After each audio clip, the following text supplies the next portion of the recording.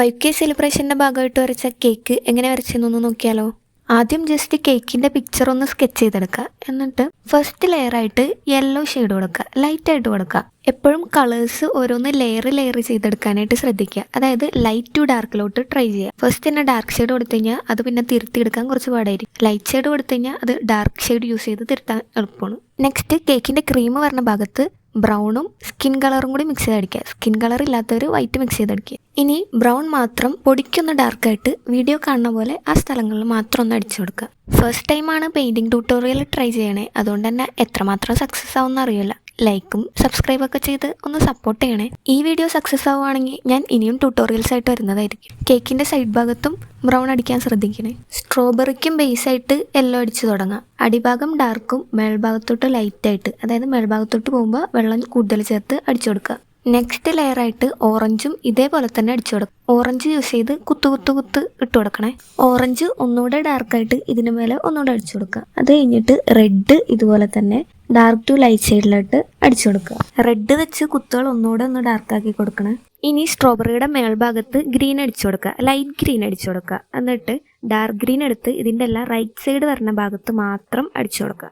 കേക്കിൻ്റെ മേളത്തെ cream white ആണ്, പക്ഷെ വൈറ്റ് വെറുതെ വിട്ട് കഴിഞ്ഞിട്ടുണ്ടെങ്കിൽ ഒരു ഭംഗി ഉണ്ടാവില്ല. അതുകൊണ്ട് തന്നെ യെല്ലോയും വൈറ്റും മിക്സ് ചെയ്ത് വെള്ളം ചേർത്ത് വളരെ ലൈറ്റായിട്ട് ഒന്ന് അടിച്ചു കൊടുക്കണം. സൈഡിലെ ചോക്ലേറ്റിൻ്റെ ബേസായിട്ട് റെഡാണ് അടിച്ചു കൊടുത്തേക്കുന്നത്. ക്രീമിൻ്റെ ഡെപ്ത് കൂട്ടാൻ വേണ്ടിയിട്ട് ഗ്രേ, പർപ്പിൾ അല്ലെങ്കിൽ ബ്ലൂ ഇതിലേതെങ്കിലും ഒന്ന് വെള്ളം ചേർത്ത് ലൈറ്റായിട്ടൊന്ന് ഷെയ്ഡിങ് വരുന്ന ഭാഗത്ത് മാത്രം വീഡിയോ നോക്കിയിട്ട് അടിച്ചു കൊടുക്കണം. ഇനി ബ്രൗൺ എടുത്തിട്ട് വെള്ളത്തിൻ്റെ അളവ് വളരെ കുറച്ച് പെയിൻറ് ചെയ്ത് കൊടുക്കുക.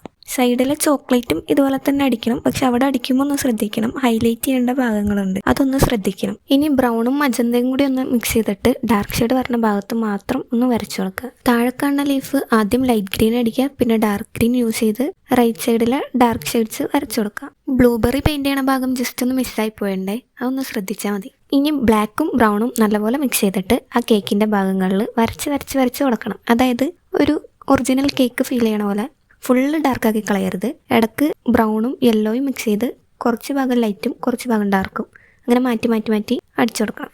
ഇനി മേളിലെ ക്രീം ഗ്രേയും യെല്ലോയും മിക്സ് ചെയ്ത് കുറച്ച് ഡെപ്ത് കൂട്ടി കൊടുക്കുക.